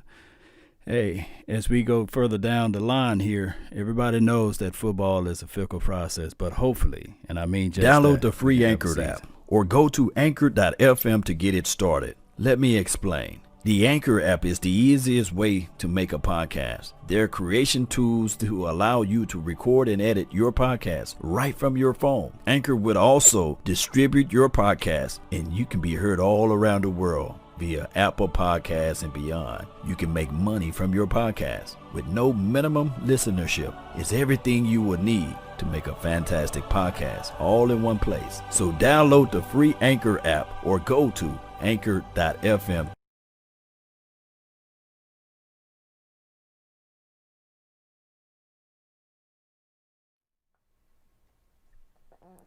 Dallas Cowboys' most valuable sports team in franchise history, right? We're going to talk about that on this episode. All right, nation. Really appreciate everybody for tuning in. Want to talk a little bit about the Dallas Cowboys and their stance on it being the richest team in the world, right? Well, in the United States for one, for sure. $5.5 billion would it be. Not something that you can sneeze at. You can look at it and say, yeah, those assets can be even higher if it's I guess, for sale or what have you.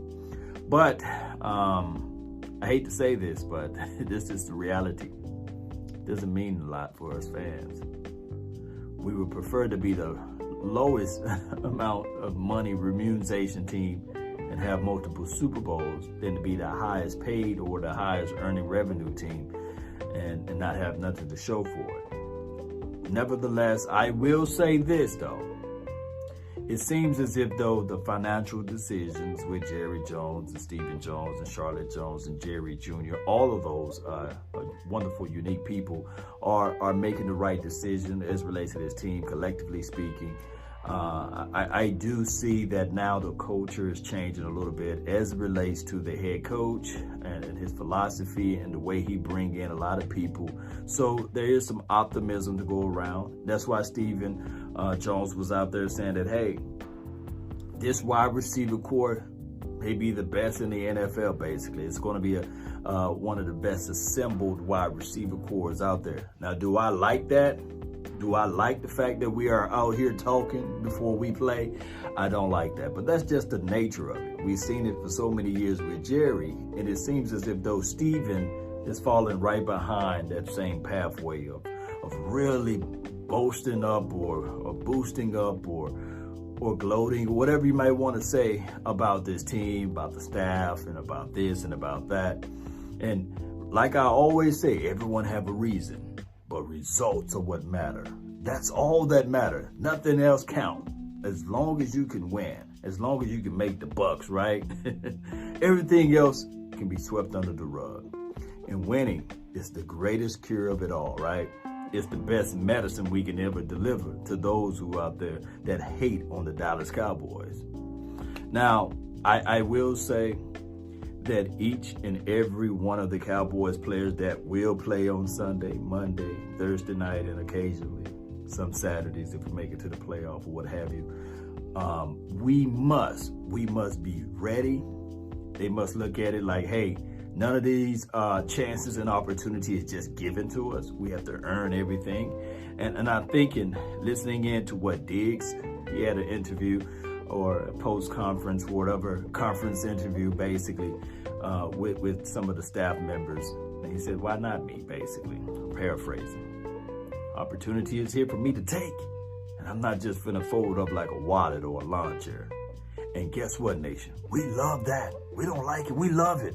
We love the fact that a person is willing to say, regardless of where I was drafted, regardless of how old I am, regardless of what my status quo is, I'm coming out there to take it. And that is what I love more than anything. A player with that type of determination and mindset. Even Tyler Biadasz. I like the fact that he's coming in, he's humbled in a sense. He knows what's on his plate, right? It's a full entree. It's not just some of the food, but he got all of the food right there. And it's right for him right now. It's right for him to eat. And he don't have to wait for it to be preheated, warmed up. It's not cold or anything. It's right there for him to eat. Now, I love battle. I love positioning battles as well. And I love the fact, Cowboy Nation, we don't have any more of this politics stuff. So we can sit back and say, now we think about this. Dak Prescott, he got a chip on his shoulder.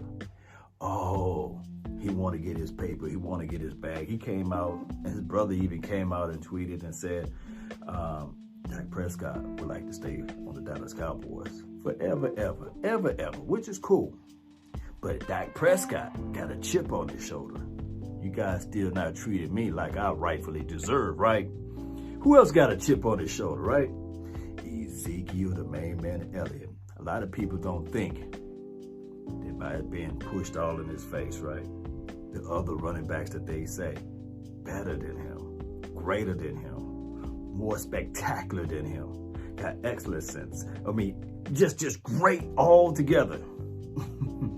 Better than him, right? And he just sitting there looking at it and said, okay, you might say they excellent, right? You might say that they can do this, but I'm ready. I'm gonna show the world what I can bring to the table. Working out, even trying to figure out how he can go beyond where he been, even in his rookie year, right? So I love that aspect. And good old Tony Pollard, he's just not sitting there saying, oh, okay, this is how y'all gonna just gloss over me. I'm gonna show you guys what I can do. So I love all of this. And Sedarian Lamb. I just want to say this. It's one of those things where we have to wait and see because it's the 88. We don't see all of the spectacular things because normally that stuff would have been leaked out by now if the world was normal. But I will say this. The kid, he got a certain moxie. He got a certain jazz about himself. He want to show and showcase everybody that, hey, a lot of people think that 88 was just given to me. And it was not something that I said to myself, okay, I wanted originally number 10, but then I looked back at everything and I said, the legacy of this number is great. I want to step up to this play neat too. Now, I think that the kid, he want to shine and showcase that he will be the greatest 88. That's a heavy crown to wear, right? But why? Who shoot for mediocre? You know, who shoot for average, right? Who shoot just to be good? You shoot to be great. You shoot to be above the stars, right? And, hey, they say shoot for the moon, and if you miss, you land amongst the stars. And never say the sky's the limit because there's footprints on the moon. So I'm looking at it like this. This Sedarian TD Lamb, he's going to look at it like, okay, not only Am I pissed off for the fact that everybody think that 88 was just given to me and I'm not going to earn it? But I'm also mad at the fact that, oh, Henry Ruggs was drafted before me. Jerry Jeudy was drafted before me. Oh, I'm mad. Oh, I'm super mad. I'm going to show everybody, those who passed up on me, you know what I'm saying, that I am the real 88, or I am the real true number one wide receiver coming out of this draft. And I love that type of mindset. So he's going to bring that to the table. And you guys know I love defense. Going back over to Diggs and what he does out there on the field and what he can do out there as relates to when you look up his footages, what he did to Jerry Jeudy on practice daily and what he's doing or did to his brother, Stephon Diggs, or I think that's named Stephon Diggs. Y'all help me out. What he did to him. Whew, man. It's going to be crazy. It's going to be crazy, Cowboy Nation. When I think about this and when I look at everything, I say to myself, this team going to be all right. We changed a lot of things as relates to off the field situations, as relates to, and I'm not talking about trouble, being in trouble, not being in trouble, but I'm talking about how people are just trying to unify with each other. How they are working out with each other, not even being called upon, and they just going out there working out with each other. That type of stuff. That's unity, baby. And that's what Stephen Jones alluded to. Dak Prescott's working out with Amari Cooper and Michael Gallup and CD Lamb. And what benefits with the Dallas Cowboys is everybody pretty much lives around the star. And it's like a hub, like a community where everybody say, okay, yeah, you right down the street from me. Let's meet up at the gym, or let's meet up at the field. You know, that type of stuff. Let's meet up and let's work this out. Come drive to my house and prosper. It's not that far away. You know, that type of stuff goes a long way, Cowboy Nation. It does. And I know a lot of us can't see it. And it's hard to see the picture when you are in the frame, especially when I'm talking about the players. But this year, by being no self-appointed politic, somebody gonna get a position just because they played in that position, it makes everything nice. Iron sharpen iron, steel sharpen steel. You guys know how that thing go, right? So, with all that being said, the Dallas Cowboys, I'm gonna rehash what I said. Number one, as relates to $5.5 billion with a B. Not bad, right, Jerry? That's good money. But we'll prefer you to be 2.5 billion with 5 more Super Bowls, right? We prefer you to be 1 billion with 5 more Super Bowls or 6 more Super Bowls, or even with 1 or 2. But 5.5 is a crazy number. Shout out to the Joneses for elevating this thing, and shout out to Dak Prescott for working out with those boys, CD, Amari Cooper, Michael Gallup, Stephen Jones is sitting there saying, okay, spilling all of the tea, can't hold it within, right? Hold it within, Stephen Jones. Don't tell everybody the plan, right? We want to hit people with surprises and elements, whereas they sitting there saying, hey, how this stuff is being done. All right, that's all the time that I have for this beautiful day. If you like this content, hit that like button. It's simple. Share this content. Let a friend, neighbor, folk know where to go when they want to tune in to Cowboy Sports Talk and beyond. It's been my time. I really thank you all for yours. And remember, you're listening to nothing but the best. Let's go. Yes, indeed. Fantastic episode here. I really appreciate everybody for watching. KMT, this marathon shall continue as long Download as the free Anchor app or go to anchor.fm to get it started. Let me explain. The Anchor app is the easiest way to make a podcast. There are creation tools to allow you to record and edit your podcast right from your phone. Anchor would also distribute your podcast, and you can be heard all around the world via Apple Podcasts and beyond. You can make money from your podcast with no minimum listenership. It's everything you will need to make a fantastic podcast all in one place. So download the free Anchor app or go to anchor.fm.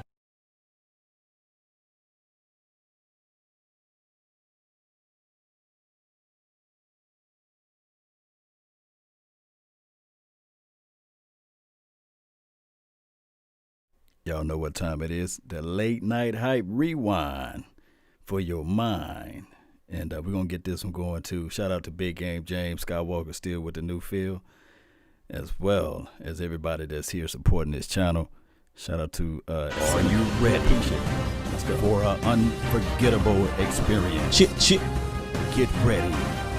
5, 4, 3, 2, 1.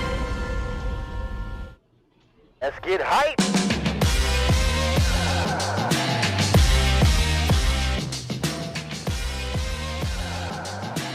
This is Sparta! What's going on, Cowboys universe? Welcome to another episode of the Late Night Hype. Big Game James Skywalker still. Law Nation the voice. Finna give it to you. Camp started, y'all. Let's go.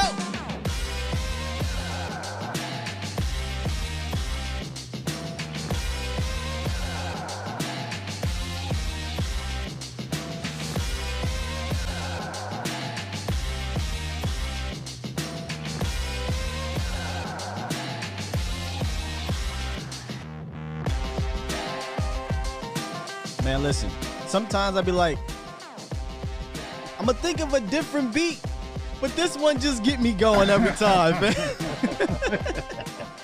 Every time.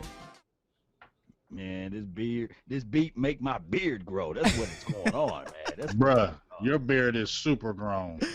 What's going on, Cowboys Nation? That thing got need- no hat today, I y'all. need some- No hat. Do you see that? I always wear the hat. No hat today. You broke the streak, man. groundbreaking. Broke the streak. What's going on, Big Game James? How you doing? I'm chilling. I'm doing good. You know, I got to be with my boys. It's always a good day. Be with my boys, chilling. Feel me? I was gonna say, man, is your body okay? I saw you got some work in against one of your sons, man. Yeah, basketball man, working. I'm feeling good. You know what I'm saying? He kept on begging me, send me the video. So you know what he did, right? What he do? So, you know, I beat him. He won one game, but I beat him 2. I'm still the master. But, you know, he go on his Instagram and edit all the parts where he taking me to the hole, spraying me with jump shots, doing like the little dance that Deshaun Watson do every time he score a touchdown, first down with the guitar. I said, oh, okay, I got you. I'll see you again Sunday, and we're going to put this on live again. Damn.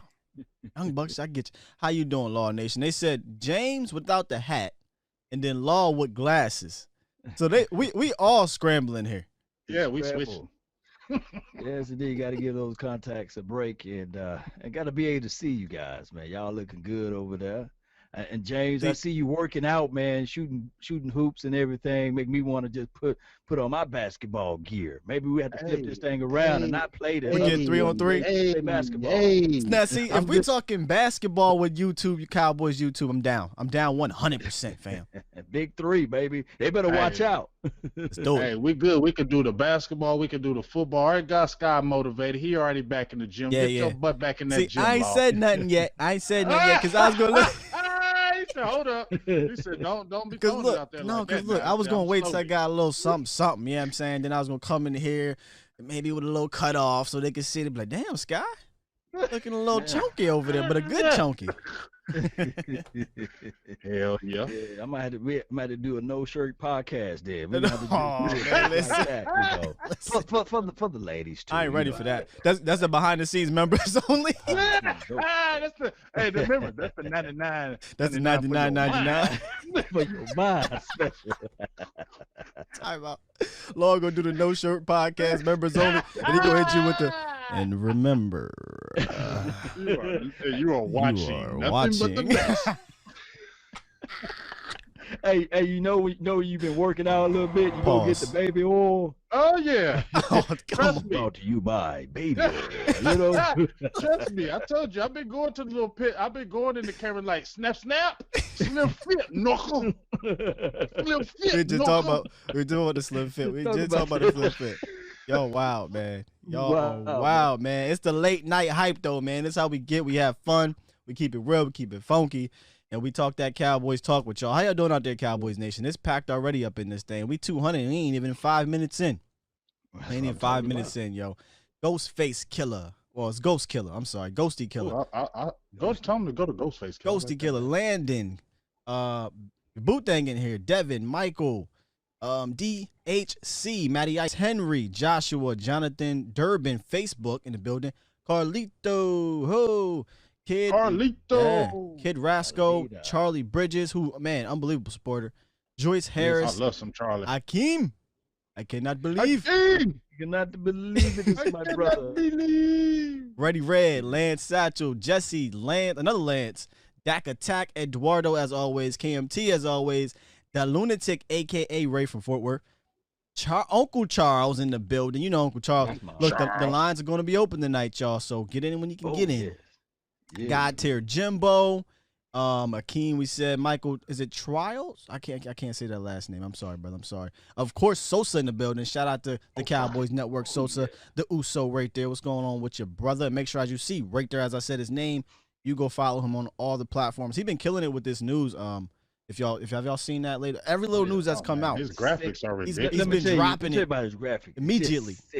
It's just sick. You got to get tested when you look at his graphics because it's just that sick. He did a good way. He did our good guy on Sports and Culture on Twitter. Mm-hmm. He did his podcast thumbnail. Shit's dope. Low key, I'm like, man, I might want to switch mine up now. I had to tell Sosa to make my podcast. He said, "Hey man, that Joe fresh. You could, change that up right quick now." Joshua Magaha, if I'm even saying that right, I always mess heads up, man. Sling YT, Devin Hill, and the many, No Dak Ninja, and the many, many more that are going to be coming through in here tonight, y'all. We got a fire show lined up for y'all. Y'all ready to go? Let's go. Let's do it. Let's get this thing popping. Now, before we get into the Cowboys news, I kind of want to go around the NFL with some news that's been popping up over the last few days. So let's kind of attack that right quick. NFC East, though, Alex Smith is back, right? Now, maybe not all the way back, but he's on the PUP list. First of all rivalry aside, Alex Smith coming back from that injury, congratulations to him. You know, big ups to him because that injury looked like it was going to be career ending, right? And the fact that he's back and he's able to actually play, he's been cleared to play. To me, kind of a quarterback controversy if he's healthy. I'm not all the way sold on Dwayne Haskins. I mean, I could be wrong. Y'all let me know, but I could be wrong. But how you feel about Alex Smith coming back for the Washington Redskins? Remember, they were 6-2 when he was healthy and playing. If Alex Smith is healthy, he needs to start. Yes, that's just my opinion. I think he's the better player. I mean, it's not like he's had a terrible career. We know his problems that he had in San Francisco in the beginning, but we saw what Jim Harbaugh did to him, and ever since then, he's been doing pretty well as far as his career goes. And I think Dwayne Haskins still needs a little more maturity. I think he still needs to grow. I think he still needs to learn, and I think a good person to learn behind is Alex Smith. Yeah. What's your thoughts on that, I'm Lo? really going to echo what Big Game James is saying, especially with the Alex Smith. He need to be the starter and let Dwayne Haskins learn. So many people are so quick to put young quarterbacks out there. Remember back in the days, Big Game James, in the 80s and the 90s, quarterbacks normally used to sit. But I do know that due to at least 2 years. Yes, at least 2 years. And I do know due to the salary cap and beyond, you want to get your guy out there. But I will say this. If I'm Haskins, I'm looking at this situation like, man, we seeing what's the kid Pat Mahomes is doing. Yeah. And I'm quite sure that he learned a lot of those things from Alex, right? Mm-hmm. So I'm thinking that he would be best to learn and then gradually get himself out there so that he can just be really on fire. That's a great. Oh, I'm sorry, I got real loud. Oh, you good? Yeah, you did. You all in the mic. He said, "That's a great." I said, "Oh wow, okay. Wow, We're great." Yo, man, listen, man. We ain't like I always said, we're not ESPN, so the technicalities of these things, we still figuring them all out. We close though. Yeah, listen, Law be pumping me up. Law really be getting me hype. He be hyping me up, man. Get hype. But listen, that's a great point though, Law. I didn't even think about that because I was going to say the last person to really sit behind a quarterback that I can remember, number 1 overall pick, was Carson Palmer. And tell me if I'm wrong, y'all, but I don't recall another number 1 overall pick sitting behind a quarterback. And I'm not saying Dwayne Haskins was the number 1 overall pick, but like you said, it just doesn't happen anymore. If you get drafted, they want you to play. Now, before it used to be because of the contracts got too high. It wasn't worth you sitting anymore. Now with the rookie scale, it technically it helps out to sit a little bit and learn. But then you brought up Pat Mahomes, who sat by, ironically, Alex Smith. If I'm Washington, and Redskins fans will tell you, and maybe NFC East fans will tell you that, hey, you know, Dwayne Haskins got better as the year went on, but I just didn't see enough to be like, yo, I'm full-fledged confident in Dwayne Haskins. They could be searching for another quarterback next year if he doesn't take that next step already. And it's not far-fetched because we've seen it happen in Arizona. 1 year and done, right? So, yeah, great point with that. I do think that maybe if Alex Smith is ready, if he's not ready, then you got to roll with Dwayne Haskins because that was a crazy injury. Yeah, man. I never thought he would come back to that. I seen they had on the, I don't know if it was ESPN or what I was watching, where they showed his leg and how it got the infection, man, and how that thing looked horrendous. And it was just like, whoa. But, you know, just like I said, just bouncing off you two guys, is that I just feel like the better player right now is still Alex Smith. He's got a good football mind, and I think he's a guy that understands that, you know, his career is not going to be that much longer. So I don't think he's the type of guy that's going to be like, oh, I'm not going to try to teach you, kid. I want this all for myself. Right. I think he's a guy that's going to help Dwayne Haskins, help him get better as a quarterback. So I think that'll be a good little marriage. And plus, they have a new coach. You know what I'm saying? You got a new coach coming in the system. If I was a new coach and I had a guy who's a veteran and has been vested and he's able to come back, I'm going to probably lean on that veteran, especially with this COVID going on. Yeah. The Washington football team definitely needs to go with Alex if he is healthy. All right, now, speaking of health, right, the biggest storyline out there right now in sports and right now in the NFL was the bevy of players that have come out and opted out of the season. We will get to the person who, you know, opted out as a Cowboy, two of them, but the one that kind of made bigger headlines was Maurice Kennedy. But around the league, I saw a Big Game James. You posted actually months ago or something. You're like, I wonder if this is going to happen. And then you reposted it that it did happen. And most people were like, I don't know if big names are going to opt out. But, man, Hightower, right tackle from the linebacker from the Patriots and the right tackle from the Patriots, Cannon. Then the starting safety from the Patriots, Patrick Chung. Then Star Lotulelei from the Bills, and a few other big names, Law Nation. Maurice Goodwin from the Eagles. This opt-out thing, I didn't even see Devin. See, these things keep rolling. They just keep coming in, you know, and it's not just your Maurice Kennedy. No offense to Maurice Kennedy, but these are high-profile guys on these teams. These are starters. These are Super Bowl champions. These are very important players. So far, hasn't happened to Dallas, but this is something that I talked about with I think it was Stevie. I was like, yo, man, or Sosa. I said, yo, man, I think they need to extend the roster spots because what's to stop somebody in the middle of the season in week 3 to say, man, I'm not comfortable with what's going on. I'm going to sit out. You know, but here's the thing, though. They gave the players until August 3rd. I think that's what the key point is, and I think that's one of the reasons why DeMarcus Lawrence probably opted in, because remember, a lot of people were talking about, you know, his wife is pregnant, and so they were, you know, he was thinking. But here's the thing, you guys, that I think a lot of the reason why a lot of these high-priced veterans, in my opinion, is because if you play at least one game of the 2020 season, you get the season occurred. So if you play, let's say they play 4 games in and they cancel the season, you're not going to get paid for any of those games. But as long as you played at least one game of the 2020 season, you get a season occurred for next year. So your next year's salary, your base salary, will be guaranteed for next year. And I think that's why a lot of these guys are coming in, because they can say, well, at least if I get one game in, my money's going to be guaranteed for next year. But correct me if I'm wrong. From what I mean, I could be wrong, but I'm not always right. I believe if they do opt out, they are given an accrued season, and they can keep their roster spot for 2021 going into the season. They can get cut, obviously, if there's an actual season again next year. But I think they keep their roster spot, they accrue the season, and they get one of the 2 opt-out clauses. I don't know if you read up on this law or not, but the high-risk opt-out clause is $350,000. The low-risk opt-out clause is $150,000. I don't know how many of these guys got the high risk or the low risk, But if I'm not mistaken, I believe you do get an accrued season. But let me ask you this. Well, you get what happens is this, just like with Maurice Kennedy. I think he made like $1 million for his contract.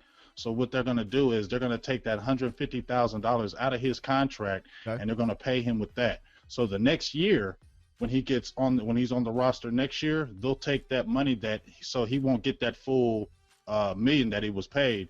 He'll have that money that he made from last year, but that $150,000 will be taken away. Nothing will be with him will get penalized. Okay. But his salary is still not guaranteed. His salary was already set. You get what I'm saying? When he came in, signed in.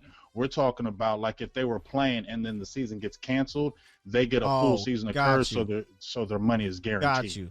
Kind of like how that veteran. Both for you two, this right here. Then, what would you do in that situation for the undrafted guy, Stephen Gertie?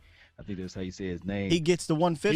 He doesn't get the 150. Oh, he doesn't. He does not get the 150 because he's undrafted and he wasn't guaranteed a spot. So what happens is they'll carry his roster spot for next year, and then it's basically like everything that happened with him opting out. He's basically going to get that season all next year to be able to try to make the team next year, but he doesn't get any money because he was undrafted. If somebody like Kennedy or somebody who was already on the roster and has already got paid, I think they're talking about right now somebody, let's say like who was a high risk player, and let's say they're undrafted and they want to do the opt out because they're high risk, so they get paid that $350,000 because they're high risk. That's what the NFL and the NFLPA are talking about right now to try to figure that out. So Sosa says here, a voluntary opt out is 150. Their deal rolls over to the following year in 2021. I definitely knew for sure the deals rolled over. I wasn't sure how the opt-out payout went, but this makes sense though, because if you look at the opt-outs, which there are a lot of big names too, but there are a lot of low roster names, Law and James. There's guys who are on the fringe, and honestly, it makes the most sense for them to opt out if you don't really know. Right, you save your roster spot. You get a whole year to kind of be healthy, get stronger, get better, and you still get paid. Granted, you won't get paid a lot of money, but if you're a undrafted rookie, I mean, 150 is better than nothing. Mm-hmm. Right? 350 if you're a second, third year player like a Maurice Kennedy, is better than nothing. He was not guaranteed a spot on his team. So I'm seeing mixed comments in there. Some people saying no, he would just get the 10,000 and he won't get the 150 by him. Yeah, because that's what I was reading, that the guy like undrafted guys don't get paid. Yeah, he won't get paid that 150 because he wasn't guaranteed a roster spot already. So he doesn't get the 150 for him opting out. He just gets like his undrafted money that he was paid for, but he doesn't get the 150 because he wasn't guaranteed a roster spot anyway.